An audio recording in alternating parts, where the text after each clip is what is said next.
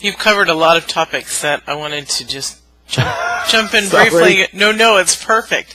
Okay, so I'd like to cover compassion, ego, and a few other things. So let's talk about compassion and self-love, because when you brought up either the word or something that made me think of compassion, I thought we really, as spiritual beings, need to learn in our human form what compassion truly is in order to forgive, to love more, to be more completely happy. So let's talk about that. Share your ideas. That brings tears to my eyes right now. Sort of, yes, absolutely.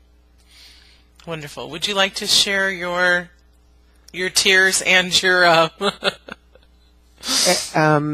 any human being that is in suffering or who is causing suffering is trapped within their ego tendency. They're so trapped in their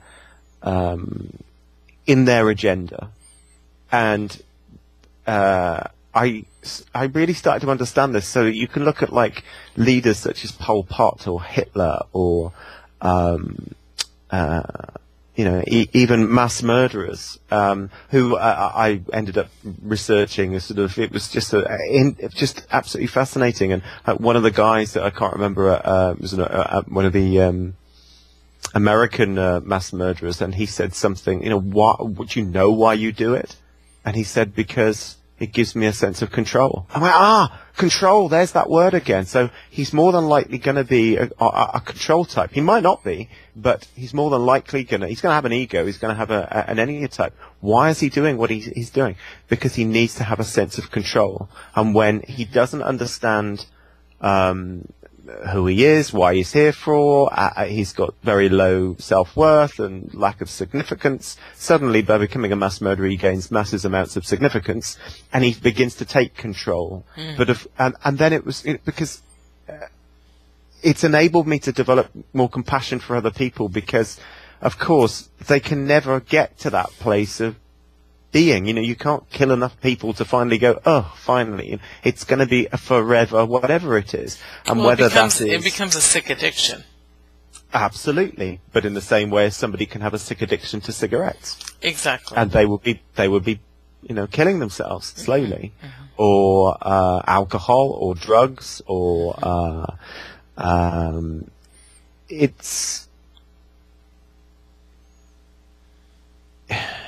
I think I started to really realize that every human being really is doing exactly the best that they can do with the resources that they have. And when you look at some of the literature which the Enneagram offers, and I invite listeners to go out there and research it themselves, and you can do personality tests for free on many websites.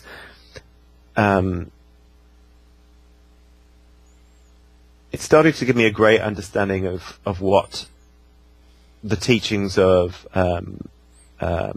Jesus, the Buddha, Krishna, everything, because there was always a commonality, which is put your faith in God, or put your faith in life, or with Buddhism it was stopping the mind, and if you stop this mind, then you'll have peace.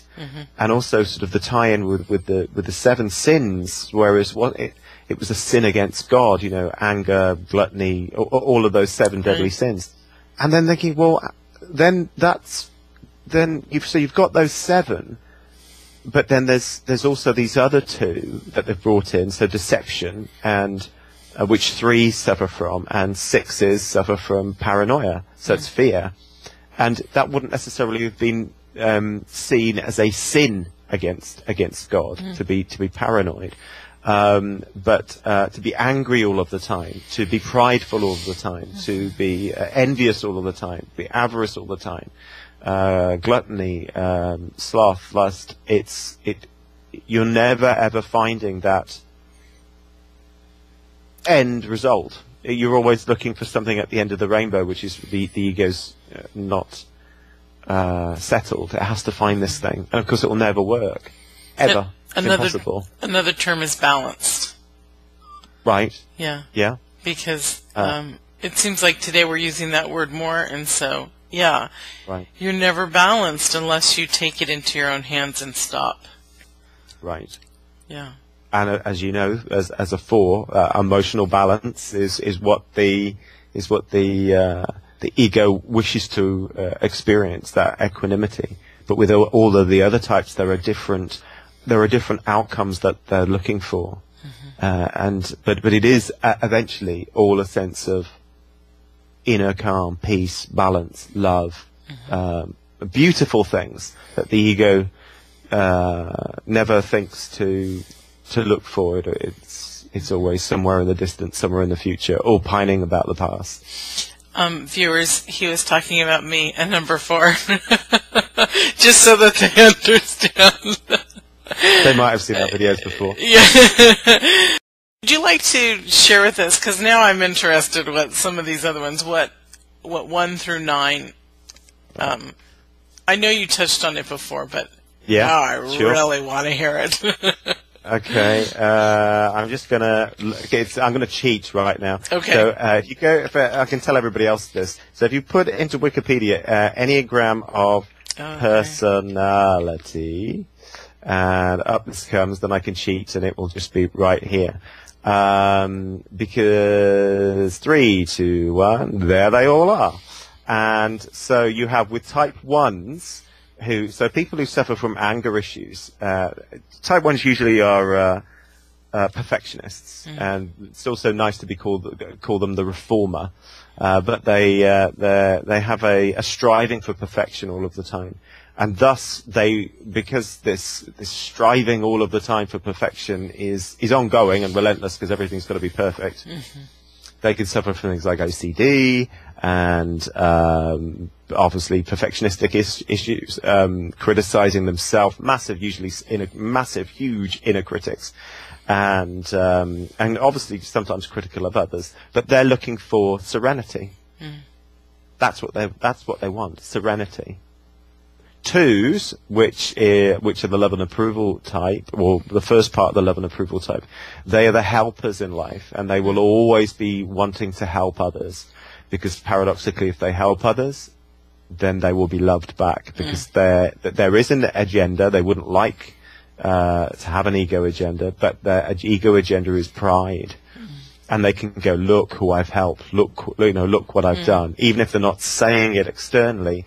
That they know it, and so their vice or the passion is pride, and the virtue is humility. So it's to be humble and to remove themselves out of the question. Look where this person is now. It's got nothing to do with that individual. So it's everybody's in their own time and place, and exactly unfolding. Just so that as the 2 has helped another person. The 2 has allowed that to happen, and there is an agenda. 3s who are always searching for to be an achiever, to do extremely well. They have a basic fear of being worthless. And even though, and I've had them in this room, they're earning £140,000 a year, that's close to $200,000 a year. And yet they have this constant worthlessness all of the time, always pushing to be best. And so they can suffer from deceit, because they have to prove that look at me, I'm doing so well. Yet their virtue is truthfulness and authenticity, because that's going to that opposite tendency. If you're trying to achieve, which is what the ego is always wanting to do, I want to get to be, I need to be really successful. How could you possibly be authentic? Because it's a paradox. Now, of course you can, and there are lots of people coming out with books who are 3s, whether maybe or without even knowing it, and but are being quite humble with it and authentic. So that's what it's truthfulness, authenticity. That's the opposite end of the scale. With 4s, it's equanimity, emotional balance, which we've discussed with you.